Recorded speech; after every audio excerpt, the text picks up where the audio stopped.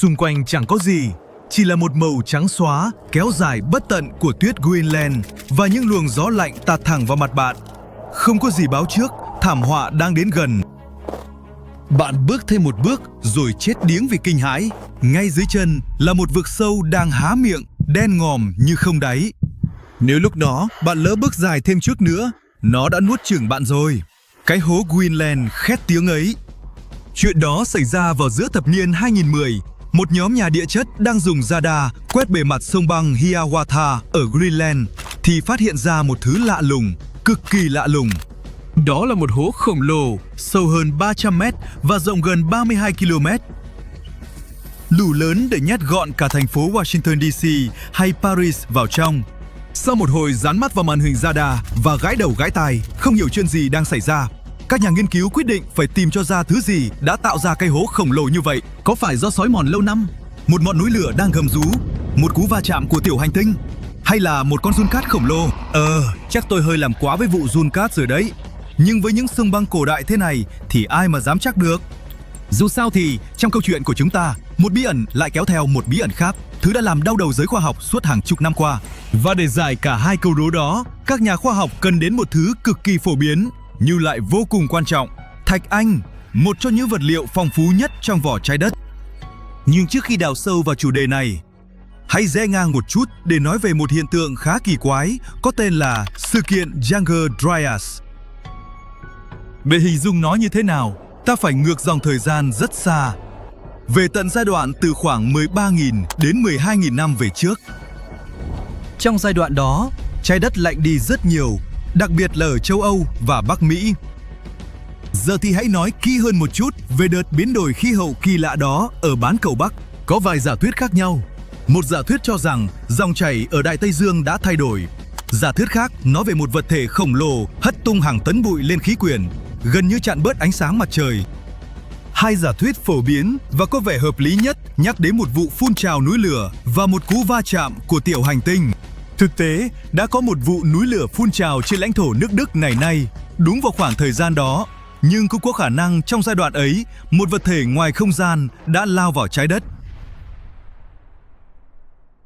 Và giờ, hãy quay lại với cái hố mà các nhà khoa học tìm thấy ở Greenland khi chương trình Icebridge của NASA phối hợp với Viện Alfred Wegener của Đức phát hiện ra nó. Có vẻ như họ đã tìm được nguyên nhân cho sự kiện Younger Dryas.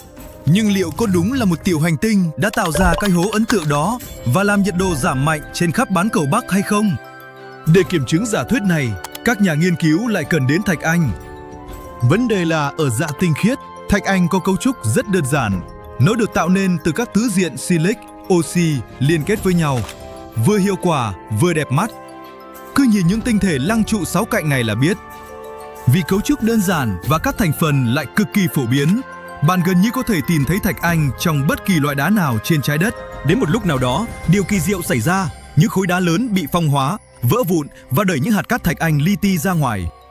Các nhà khoa học đang khảo sát cây hố bí ẩn đó đã thu thập những hạt cát thạch anh bị nước cuốn trôi từ dưới chân sông băng ra.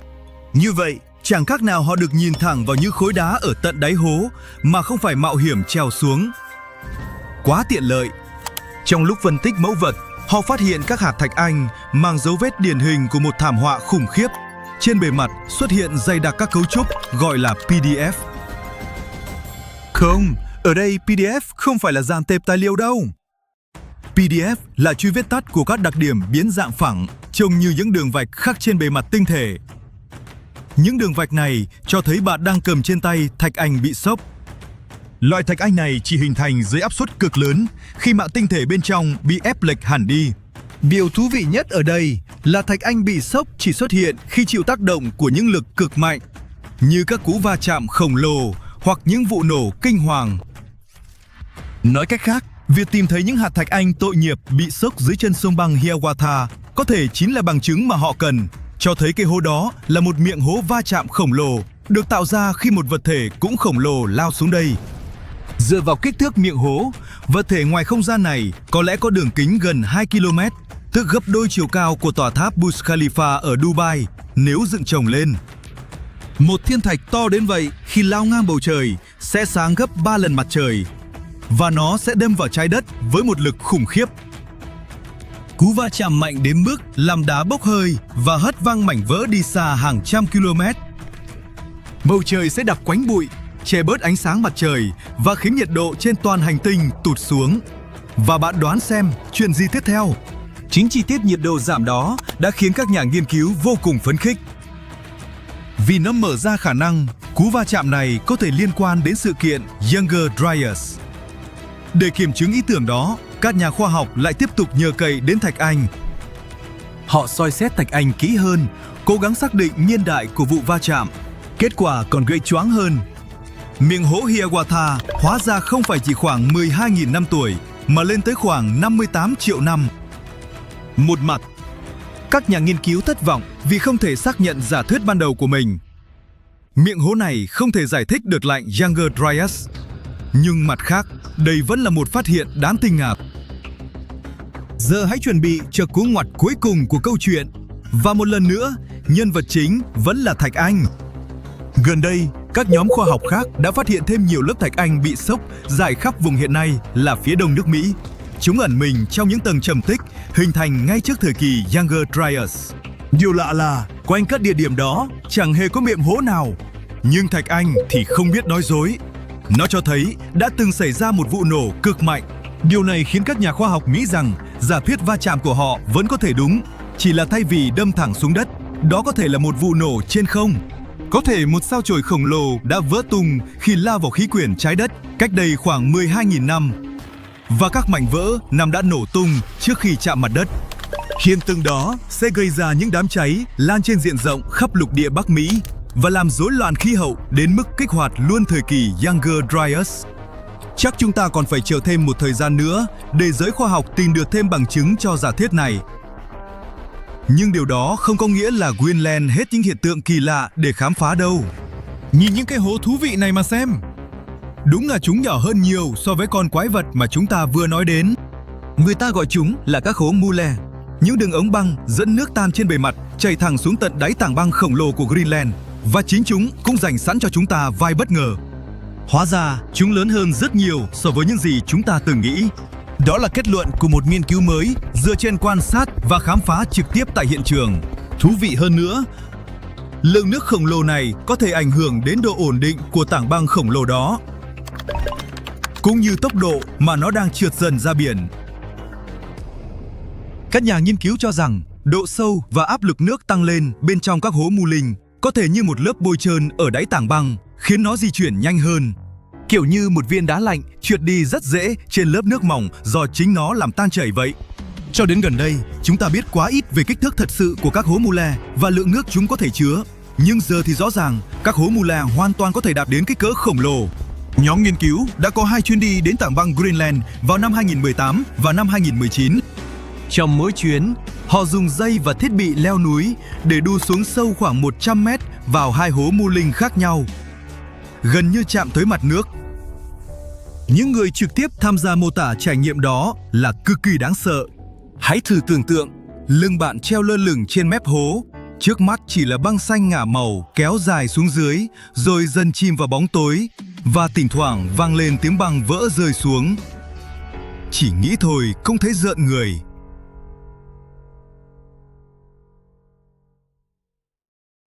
Lihatlah ke atas, langit gelap seperti tak bernyawa. Namun kemudian kamu melihat sesuatu yang sebelumnya tidak ada di sana. Cahaya aneh yang hampir tidak terlihat menerangi ruang yang sebelumnya gelap. Sudah terlambat untuk lari. Kamu beruntung sekaligus sial. Kamu menyaksikan kebangkitan lubang hitam raksasa yang sebelumnya tidak aktif. Apakah lubang hitam itu akan menelanmu dan dunia kita? Lubang hitam supermasif, objek ruang angkasa yang jutaan kali lebih berat dari matahari, berada di tengah-tengah sebagian besar galaksi. Tapi lubang hitam itu sangat sulit dilihat atau dipelajari. Kebanyakan mereka hanya diam dan tidak banyak bergerak untuk waktu yang lama. Itulah yang terjadi pada lubang hitam raksasa di galaksi jauh. Galaksi ini berjarak 300 juta tahun cahaya dari kita di bagian langit yang disebut Virgo. Selama bertahun-tahun lubang hitam di sana tidak melakukan sesuatu yang menarik. Ia tenang dan beristirahat. Tapi di akhir tahun 2019, sesuatu yang aneh terjadi. Galaksi itu tiba-tiba menjadi lebih terang. Galaksi ini mulai memancarkan cahaya sinar X yang sangat terang, sesuatu yang belum pernah dilihat oleh para ilmuwan sebelumnya. Hal ini mengejutkan para astronom sehingga mereka mulai mengamatinya dengan cermat. Setelah beberapa tahun mempelajarinya, para ilmuwan menyimpulkan kalau lubang hitam tersebut kemungkinan besar sudah bangun dari tidurnya dan menjadi aktif. Nah, bagian tengah galaksi itu sangat terang. Ini bisa berarti lubang hitam sedang menarik materi dan menghasilkan banyak energi. Para astronom bahkan memberi julukan yang lucu untuk lubang hitam ini, yaitu N-SKY. Dan yang paling keren dari semua ini adalah, ini pertama kalinya kita bisa melihat lubang hitam supermasif ke kondisi aktif secara real time. Para ilmuwan di European Southern Observatory di Jerman adalah yang pertama kali menyadari adanya sesuatu yang aneh. Mereka menggunakan teleskop ruang angkasa khusus seperti Swift milik NASA dan teleskop lain yang disebut Rosetta untuk mencari sinar X yang berasal dari N-SKY. Pada awalnya mereka tidak melihat apapun. Kemudian pada bulan Februari 2024, sekelompok ilmuwan lain melihat sesuatu yang baru. Semburan cahaya sinar X yang berasal dari N-SKY, dan semburan ini tidak acak. Kejadiannya hampir seperti jarum jam pada waktu yang hampir teratur. Kedipan semacam ini memiliki nama yang rumit, letusan kuasi periodik atau QPE singkatnya. Ini terjadi ketika lubang hitam tiba-tiba menyala dengan semburan energi tapi hanya dalam waktu singkat. Dan ini adalah pertama kalinya ada orang yang melihat QPE di lubang hitam yang sedang bangun setelah sekian lama berdiam diri. Peristiwa semacam ini juga sangat langka. Para ilmuwan hanya menemukan QPE pertama pada tahun 2019 dan mereka hanya melihat beberapa kali sejak saat itu. Tidak ada yang tahu persis mengapa peristiwa ini terjadi. Tapi dengan mengamati N-SKY, para ilmuwan bisa belajar lebih banyak tentang bagaimana lubang hitam berperilaku dan bertumbuh. Salah satu alat penting yang mereka gunakan adalah teleskop ruang angkasa XMM Newton. Teleskop ini adalah satu-satunya yang bisa melihat cahaya latar belakang yang redup di antara kilatan cahaya. Dengan mengukur seberapa redupnya N-SKY di antara semburan, para ilmuwan mengetahui seberapa besar energi yang dilontarkan lubang hitam pada setiap semburan. Kalian pasti tahu kalau lubang hitam memiliki gravitasi yang sangat kuat dan menarik apapun yang berada terlalu dekat, bahkan bintang sekalipun.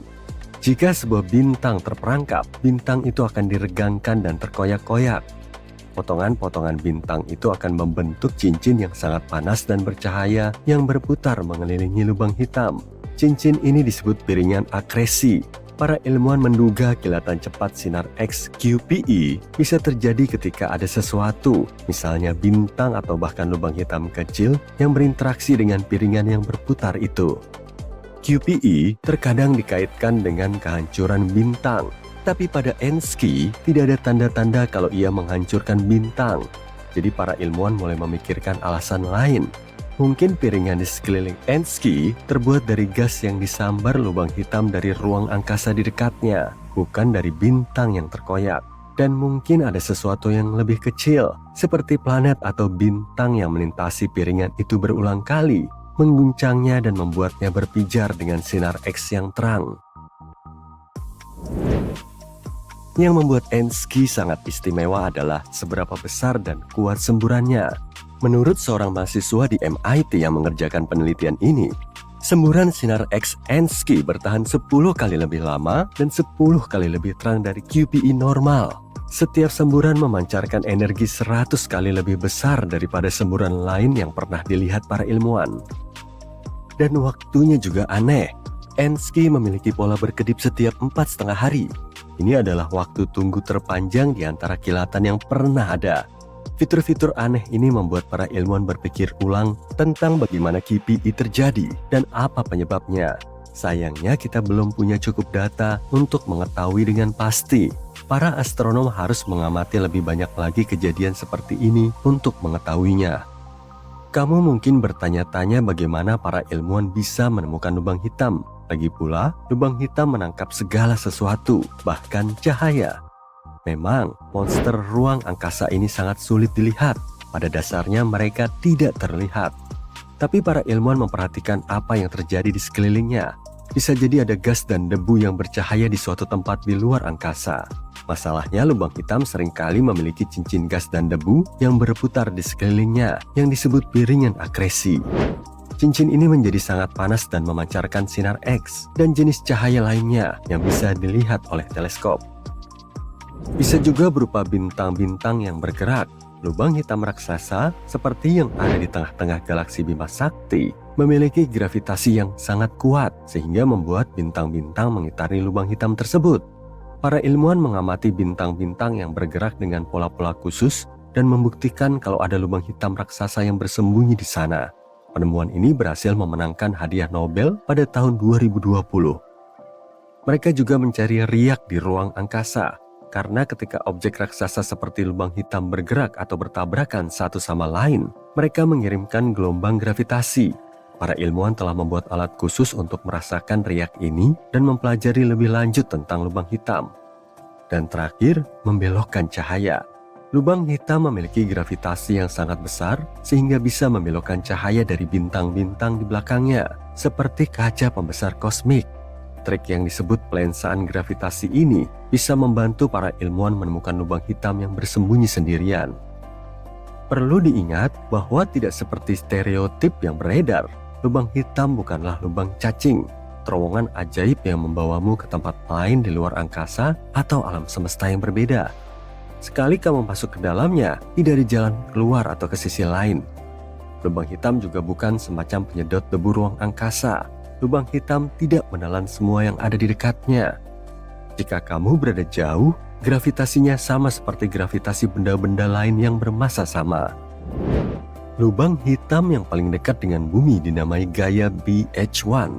Jaraknya sekitar 1.500 tahun cahaya.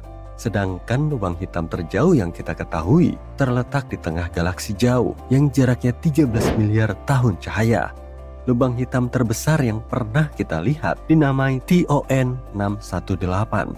Massa lubang hitam ini 66 miliar kali lebih berat dari matahari. Sedangkan lubang hitam terkecil hanya 3,8 kali lebih berat dari matahari dan berada di samping sebuah bintang. Ngomong-ngomong, semua lubang hitam berputar atau berputar sangat cepat. Yang tercepat berputar lebih dari 1.000 kali setiap detiknya. Ditambah lagi, lubang hitam besar di tengah-tengah galaksi bisa melontarkan partikel-partikel dengan kecepatan super tinggi, hampir secepat cahaya. Jika ada benda yang jatuh ke dalam lubang hitam, maka akan terjadi spagetifikasi. Benda tersebut akan meregang di angkasa seperti mie karena gravitasi lubang hitam yang sangat kuat. Bicara soal gravitasi, jika matahari kita diganti dengan lubang hitam yang memiliki massa yang sama, bumi dan planet-planet lain akan tetap mengorbit dengan cara yang sama. Gravitasi tidak akan berubah hanya karena ada lubang hitam. Para ilmuwan telah menemukan 2 jenis lubang hitam. Yang pertama disebut lubang hitam bermassa bintang, dan biasanya bermassa sekitar 5 hingga 50 kali lebih berat daripada matahari. Jenis kedua adalah lubang hitam supermasif yang sangat besar. Ada yang 100.000 hingga miliaran kali lebih berat dari matahari. Mungkin juga ada lubang hitam berukuran sedang seperti tipe di tengah-tengah, tapi belum ada yang menemukannya dengan pasti. Lubang hitam bermassa bintang bisa terbentuk ketika 2 bintang neutron bertabrakan satu sama lain. Selain itu, 2 lubang hitam yang lebih kecil juga bisa bergabung dan membentuk lubang hitam yang lebih besar. Itulah salah satu cara lubang hitam bertumbuh. Tapi lubang hitam supermasif masih merupakan misteri besar. Para ilmuwan belum tahu pasti bagaimana alam semesta menciptakan lubang hitam sebesar itu.